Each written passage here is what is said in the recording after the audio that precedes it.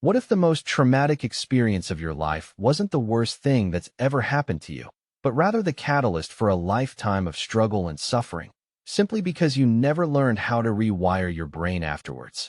It's a staggering thought, considering that according to the National Center for PTSD, approximately 60% of men and 50% of women will experience at least one traumatic event in their lifetime. But here's the kicker. It's not the trauma itself that defines us. It's how our brain responds to it, and more importantly, how we choose to rewire it afterwards. You see, when we experience trauma, our brain goes into survival mode, and this can lead to changes in the way our brain processes information, often resulting in symptoms like anxiety, depression, and PTSD. A study conducted by Dr. Bessel van der Kolk, a renowned trauma expert from Harvard Medical School, found that traumatic experiences can actually alter the structure and function of our brain, particularly in regions like the amygdala and hippocampus, which are responsible for processing emotions and storing memories. This can lead to a state of hyperarousal, where our brain is constantly on the lookout for potential threats, making it difficult for us to relax, focus, or even form healthy relationships. But what's even more fascinating is that our brain's ability to reorganize itself, also known as neuroplasticity, can be both a blessing and a curse. On one hand, it allows us to adapt to new situations and learn from our experiences, but on the other hand, it can also perpetuate negative patterns and thought cycles that keep us stuck in a state of trauma. For instance, a study published in the Journal of Neuroscience by researchers at the University of California, Los Angeles, found that the brain's default mode network, which is responsible for introspection and self-reflection, is often disrupted in individuals with PTSD, leading to a disconnection from their own thoughts, feelings, and bodily sensations. As we delve deeper into the world of trauma and neuroscience, it becomes clear that rewiring our brain after trauma requires a multifaceted approach that takes into account the complex interplay between our brain, body, and environment. One of the key players in this process is the concept of neurogenesis, or the growth of new neurons in the brain.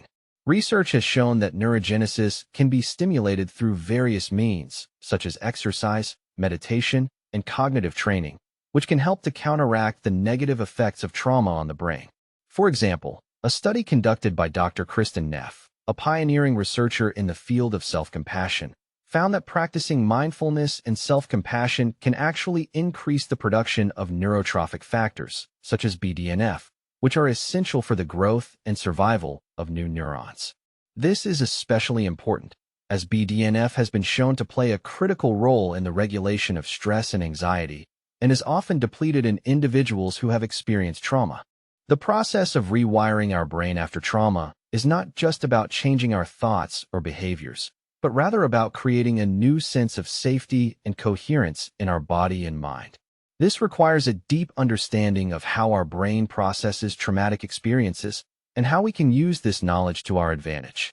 By leveraging the latest findings in neuroscience and psychology, we can begin to develop new strategies for healing and recovery, strategies that take into account the unique needs and circumstances of each individual. For instance, a study published in the journal Neuropsychopharmacology by researchers at the University of Oxford found that the use of cognitive behavioral therapy, or CBT, can be highly effective in reducing symptoms of PTSD by teaching individuals how to reframe their negative thoughts and behaviors and develop more adaptive coping mechanisms.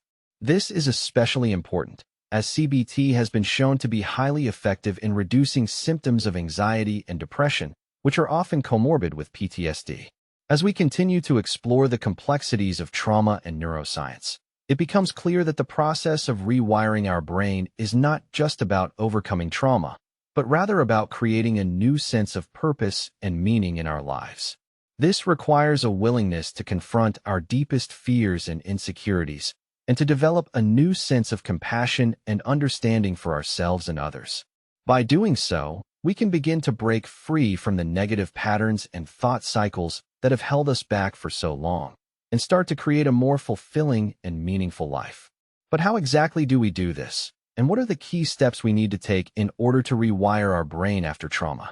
Well, that's exactly what we're going to explore in the second half of this video. As we dive deeper into the latest research and strategies for healing and recovery, and explore the ways in which we can begin to create a new sense of safety, coherence, and purpose in our lives. And it all starts with understanding the critical role that self-awareness plays in the process of rewiring our brain, and how by cultivating a deeper sense of self-awareness, we can begin to.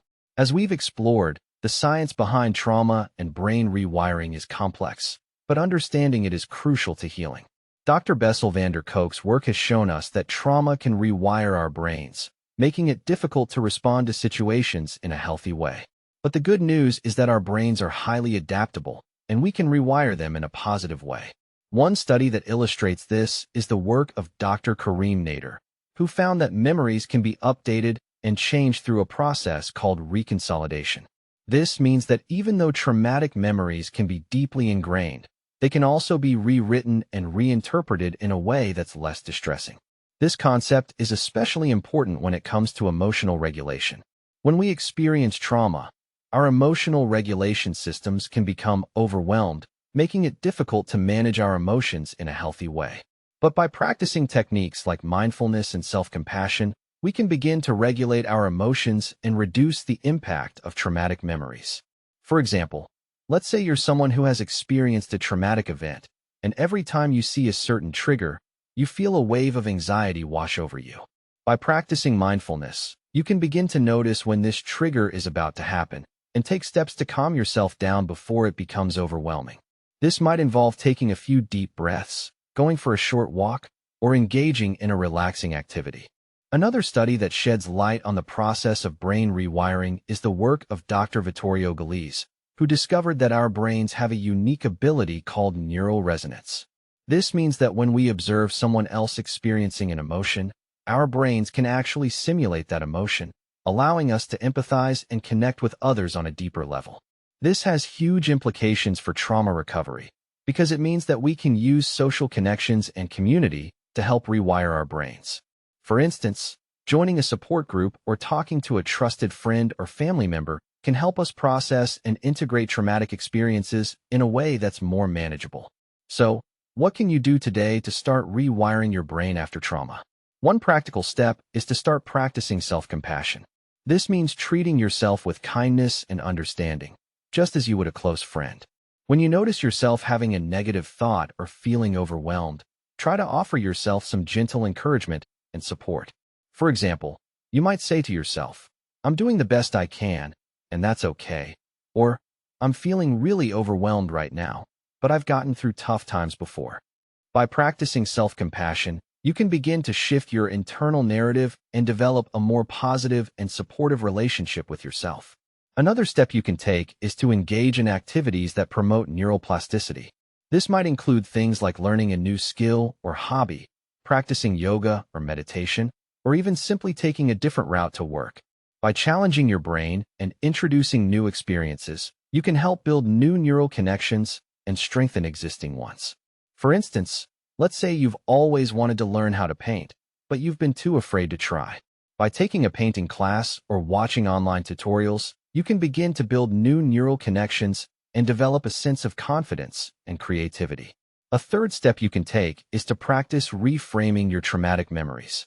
This means taking the negative thoughts and emotions associated with the trauma and reinterpreting them in a way that's more empowering and positive. For example, instead of thinking, "I'm a victim," you might say to yourself, "I survived a difficult experience, and I'm stronger because of it." By reframing your memories in this way, you can begin to shift your perspective and develop a more positive and resilient mindset. Finally, it's essential to remember that rewiring your brain after trauma takes time and patience. It's not something that happens overnight, but rather a process that unfolds over time with consistent effort and practice. By combining these practical steps with a deeper understanding of the science behind trauma and brain rewiring, you can begin to heal and recover in a way that's meaningful and lasting. For instance, you might start by practicing self-compassion for just a few minutes each day, and then gradually increase the amount of time as you become more comfortable with the practice. You could also try journaling or writing about your experiences as a way to process and reflect on your emotions and thoughts. As you continue on this journey of rewiring your brain, remember that you're not alone. There are countless others who have walked this path before you and have come out stronger and more resilient on the other side. By drawing on the wisdom of science and the support of community, you can begin to heal and recover in a way that's authentic and empowering. And as you look to the future, remember that your brain is capable of incredible growth and transformation. By harnessing the power of neural plasticity and self-compassion, you can create a brighter, more hopeful future for yourself, one that's free from the grip of trauma and filled with purpose and meaning. If this helped you see yourself differently, subscribe. I post new psychology insights every single day. And if you want to go even deeper, check the link in the description for Thinking Fast and Slow by Daniel Kahneman. It changed how millions of people think and act.